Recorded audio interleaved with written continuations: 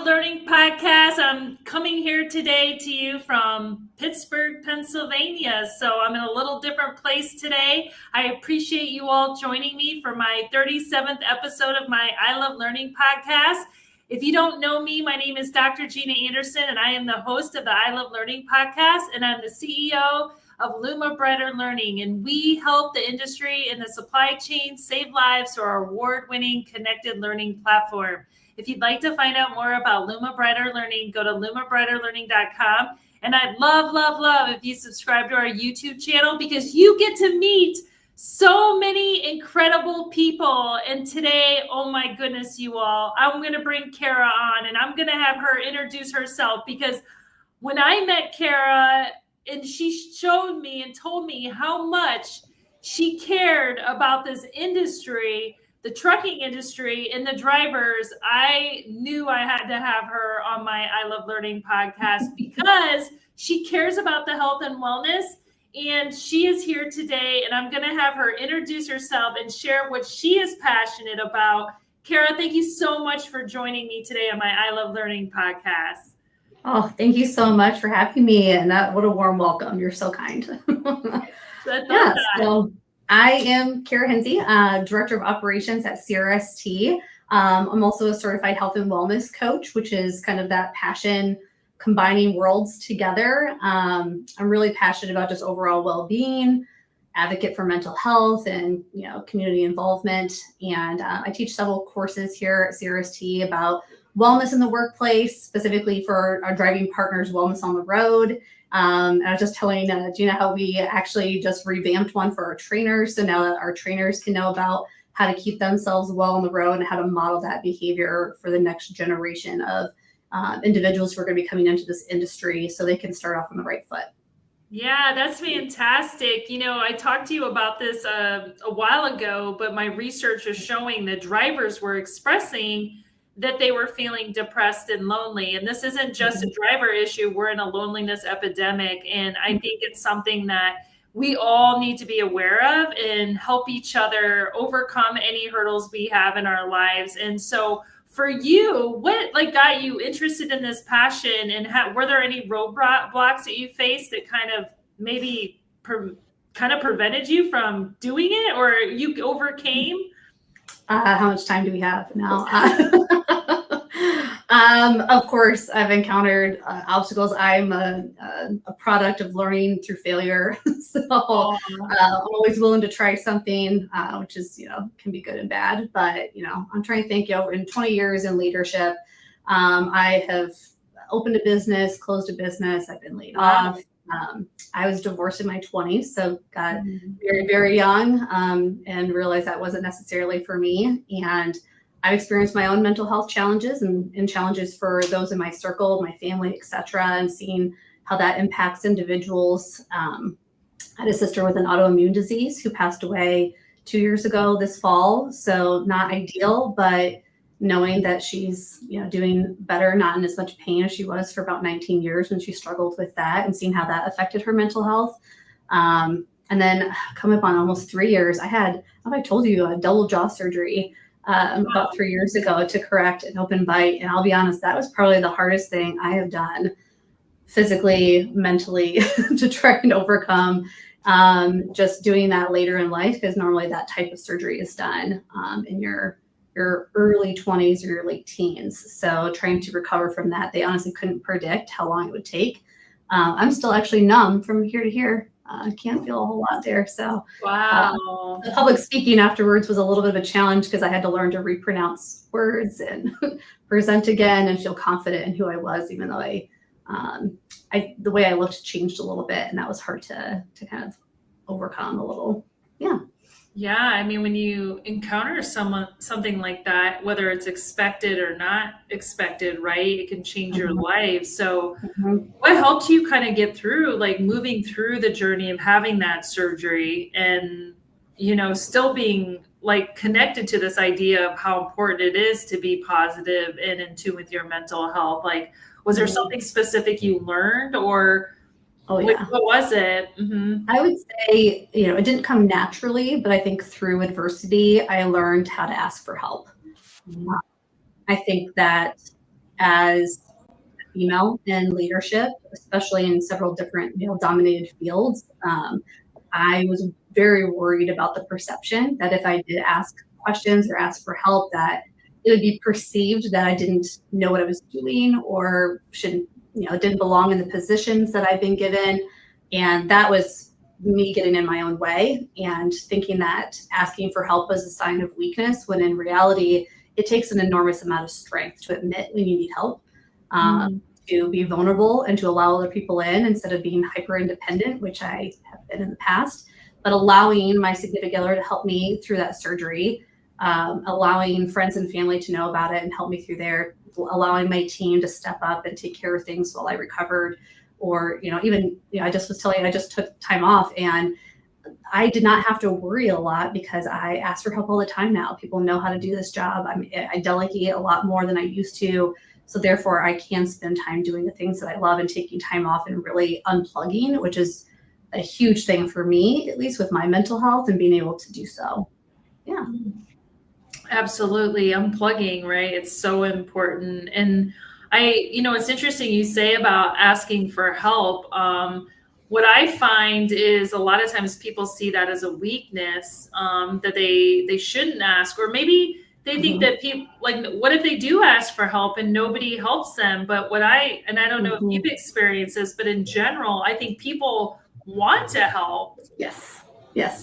So we shouldn't be afraid for that. Oh, Alyssa says asking for help can be so hard. I know. So it doesn't feel good. It doesn't. But when we all want to be needed, we all want others to ask for our help or our opinions or things like that. So technically, the kind of like a way of like reframing it, so to speak, is, well, I'm doing this for them.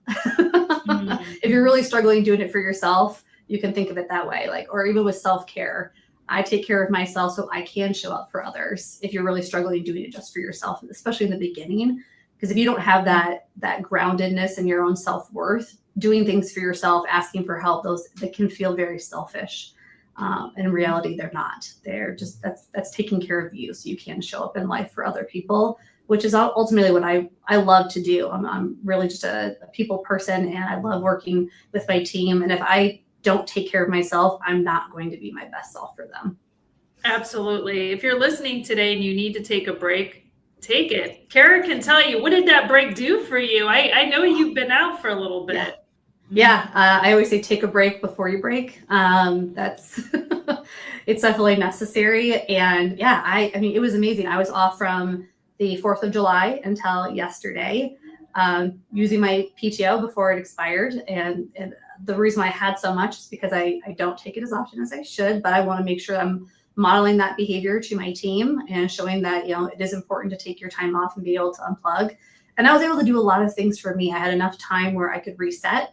I could do things around the house, but I could also rest. And that's really important, because I have always based my own personal success on productivity and how productive I can be. And sitting and doing nothing, it's not always easy. Yes. But just put it on your to-do list as like, take a nap. Then I'll be sure to get it done.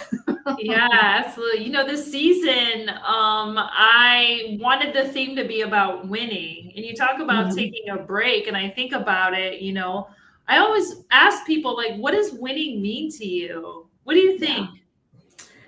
For me, I would say it's changed over the years, because like I mentioned, productivity was really how I got recognition. That's how I won awards. That's how I got recognition from, parents growing up, bosses, customers now, etc. And so I thought, success was that. And until I experienced burnout for the first time. I'd say it was shortly after the pandemic, and just the pressure of performing in this particular transportation industry was rough. We had a major driver shortage. We had 20 loads for every driver, and we couldn't keep up. And I got to a point where my anxiety was no longer manageable. And that's where I had to ask for help and do those things. And so for me, success now looks like being okay just being, just It's okay to be at peace, not being just existing, not producing anything or doing anything for anyone else, but just being and being okay and being at peace with that. That is huge for me versus chasing after something constantly, because that it's going to catch up with you eventually. That's beautiful. Just be, and then we're at a time where we're more connected than we've ever been, but we feel more disconnected than ever, right? And so Yes. showing up and being is probably the Mm-hmm. most powerful way to win. So Yes. I love that. It's Yes, so I agree. incredible. Thank So, you. there's so many people like that are struggling. I mean, I had last week, I had a carrier call and tell me about one of their drivers who passed away. And it's like, Mm-hmm. I just feel like we have such an opportunity to help. And just you saying being present is so important. But what would you say if one of your drivers, or not even a driver, one of your employees was told you, like you said, you're always learning, but what if they said, look, I've lost my passion to learn. I don't really know what to do, but they may not even tell you that. But if they're listening today and they've lost their passion to learn, what would you recommend to them?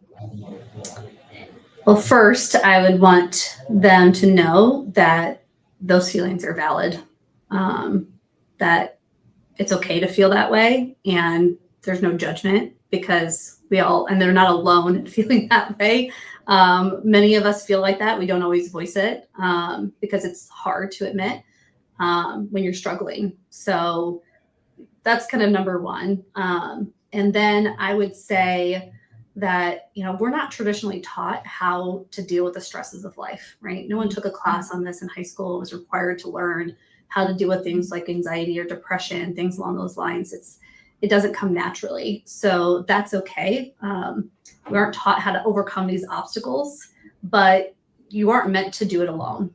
We're not meant to do life alone in general. And driving in particular is very isolating.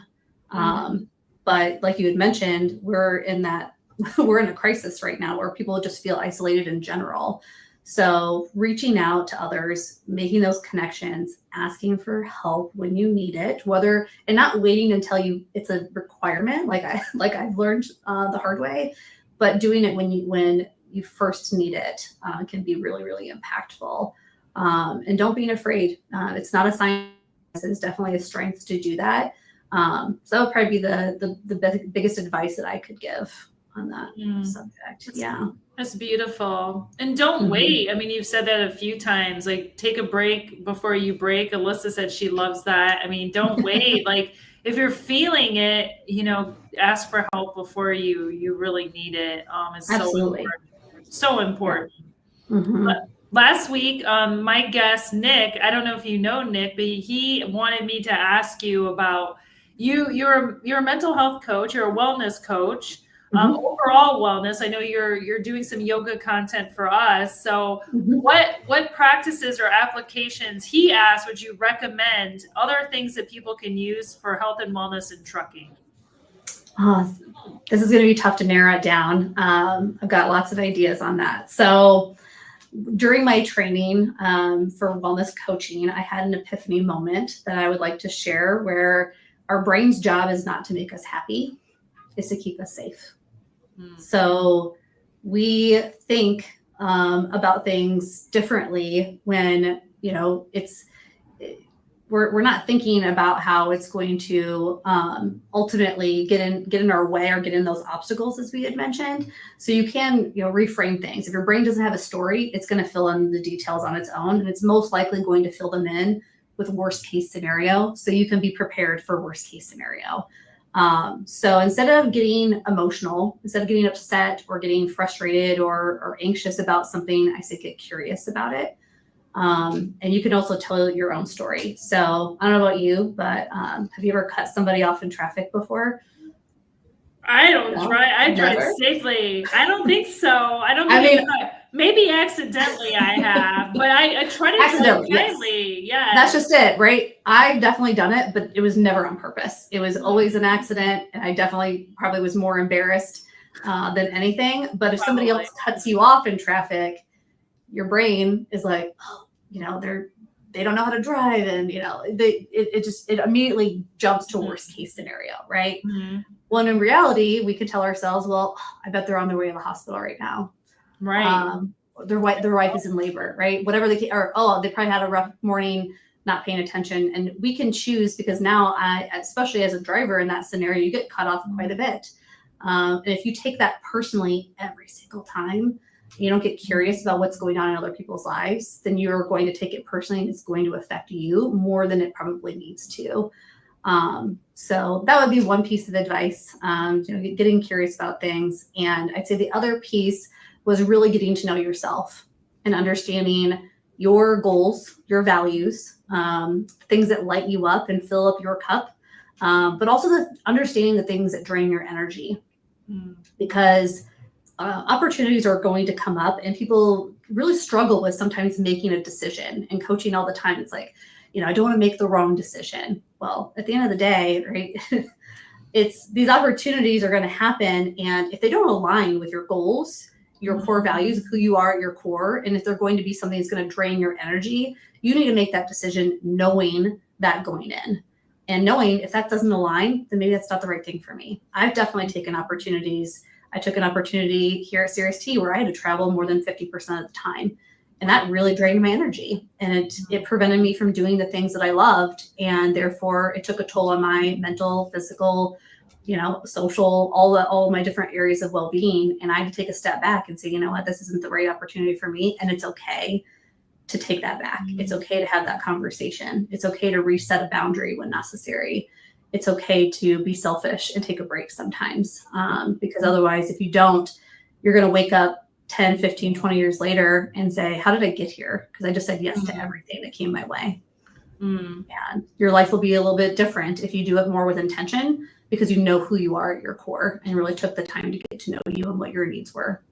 Absolutely. I'm proud of you. You are such an awesome role model for the industry, for everyone, because just being authentic and true and living your true life can not only change your life, but it changes other people's lives. So I appreciate you being on my podcast and sharing this. Thanks for having me. Yes, I want you to ask a question for my guest next week. You ready? So Sure. Morgan Taylor is going to join me, and she's not in trucking. She's actually in nursing. She's a chief nurse officer. And oh my goodness, I've talked to so many different people in the medical field over the years, and the pandemic really, it really stopped a lot of them in their tracks. And I am so excited to talk to her tomorrow, or not tomorrow, but next week. What should we ask her?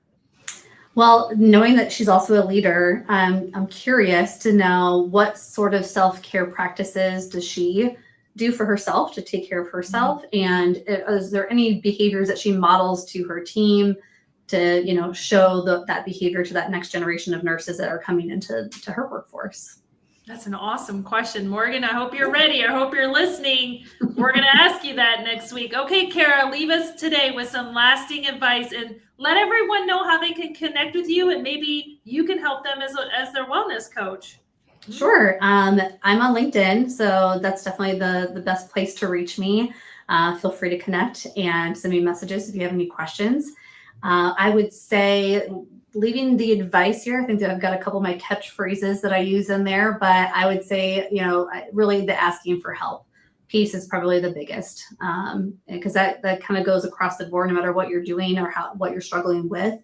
I highly recommend reaching out, asking for help in some way, and worried about what happens after that. Just take the step, and through muscle memory, it gets easier with time. Awesome. Kara, thanks for being here today. I appreciate you. We'll see you soon. Thank you so much. See ya. Well, that was awesome. I hope you all enjoyed the podcast today. Until next week, be kind, be safe, and be well. We'll see you.